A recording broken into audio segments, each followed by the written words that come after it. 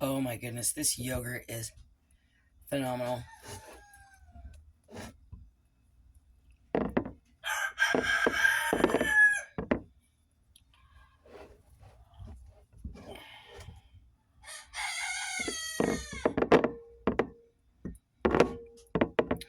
So I let this batch go about 4 hours longer than I normally do. I let this one go for 28 hours.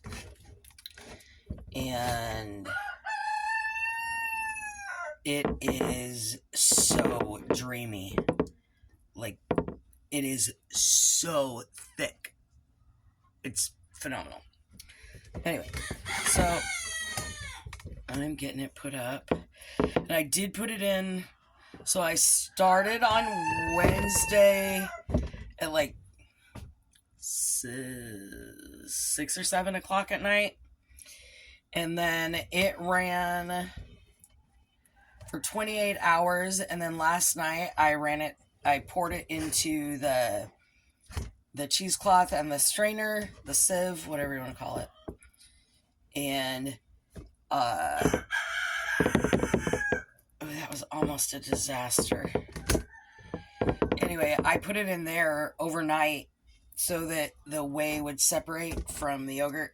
A lot of people don't realize that you've got to do that. If you want yogurt with a thick, wonderful consistency, you've got to let that whey dry away or fall away from it. You've got to let it separate. And normally I don't give it to the chickens. That was just beautiful. Normally I don't give it to the chickens. Normally I just use it to make bread or mix it into something I'm creating in the kitchen. But I thought I would give the ducks and the chickens a treat. Turns out my duckies really like that. They absolutely enjoyed the whey. And I would love to be able to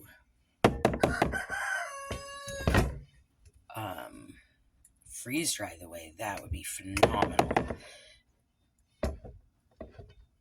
Anyway, so this was 2.5 quarts. Is that right? Hang on.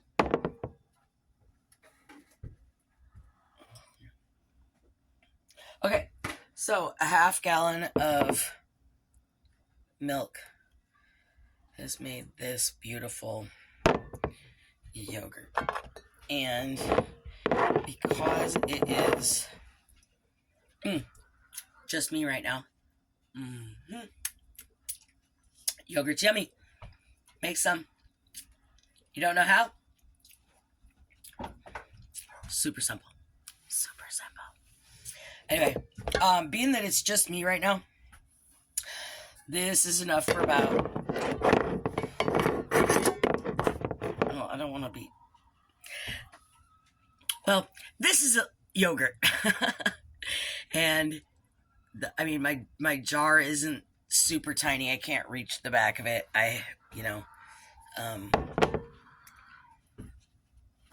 So we'll see. Anyway, the yogurt's delightful. It's thick, super, super thick. I do not put a sweetener in this. I sweeten it with fruit, honey, beauty berry syrup that I made last year. Now that's delicious. Anywho, I just thought I would share. You can make yogurt at home, and it's really good. And it has live culture in it. This is living food for your guts. And your guts will thank you. Because living food helps your digestion. It helps your brain. Your second brain is in your gut. Remember that. And so if you're not taking care of your gut and you got parasites and gunk in your gut and you don't have pre and pro and live cultures working in there, the good kind, then your brain doesn't work very well. So look up second gut or second brain. It's in your gut. Anyway, I love you, and I'm glad you're here with me. And remember that Mama is here to hold your hand in the darkness until you can see the light. You were made on purpose, for purpose, with purpose. Buford's out there telling me good morning. He just got here. And if you didn't know, Buford's resident sandhill crane, he and his female Beulah raised their colts in our yard last year, and Tweedle and Deedle have since flown away.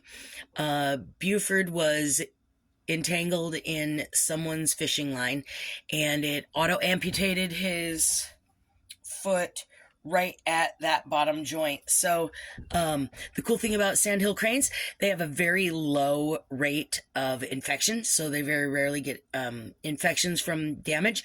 There are dozens and dozens of sandhill cranes missing entire legs.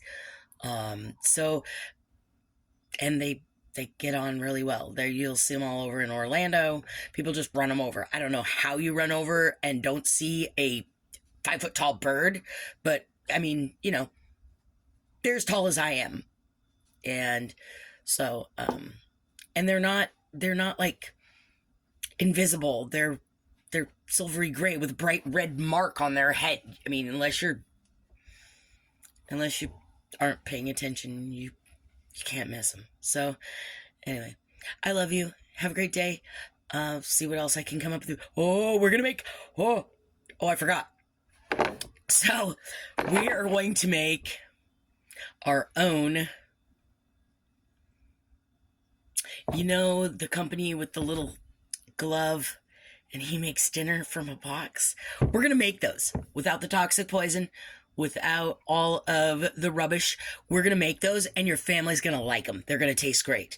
This is tried and true. My kids ate it. They love it. Can't tell that it's not from a box. My grandchildren, they ate it, and they liked it a lot. And so we are going to do that, and we're going to make some of our own box dinners, but we're going to put them in jars. Okay, we're going to put our box dinners in jars. And then you do just like you would with those box dinners. You put it in the skillet, add the water, add your whatever meat, and you just made your own helper. And maybe that's what we'll call it. We'll call it the helper dinner in a box. But it's dinner in a jar. So that is really exciting. I'm going to pull everything out this afternoon. Excuse me, Buford. We're making a video in here. He doesn't seem to care. Anyway, I'm going to get everything ready for the first make a jar meal. And remember that you can increase these. You can use bigger jars. You can... Wow, he's got a lot to say. There's something going on out in the yard. Anyway, you can make these bigger or smaller as per your family. This one will make dinner for 3 people or 2 people. And you can use bigger jars, or you can use a seal a meal, or you can use your containers, whatever you've got available. But I want to show you how to make your dinner in a box, only better. God bless. Have a great afternoon. Love your guts. See you soon.